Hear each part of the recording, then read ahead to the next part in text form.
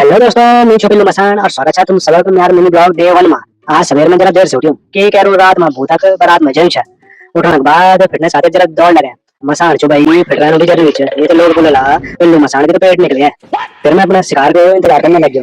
इंतजार करते करते मैं थक गया है कि पुल में जाकर आराम करना पड़ गया। थोड़ी थोड़ी मन चाहे छे कि होला हमारे गांव को बुढ़ियार सब बन जा पेड़ गया। दिन ब दिन प्लान बनो छे।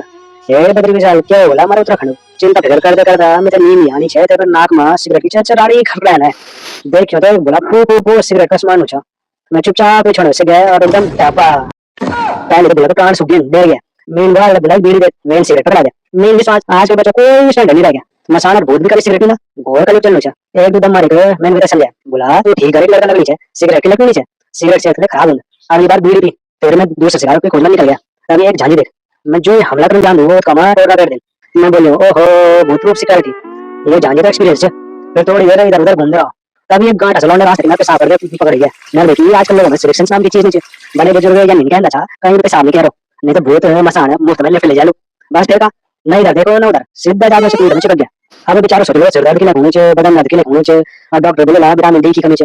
फिर वे के दगाड़े वे घर निकल गया और मैं देखी तो कोड बार निकलियो। अब कोड बार में की होलो ये देखना मिनी ब्लॉग डे 2 में। वीडियो पसंद आई हो तो follow like share subscribe comment सब कर देना। न तो अगली बार तुम्हारी पीठ में मिलूं।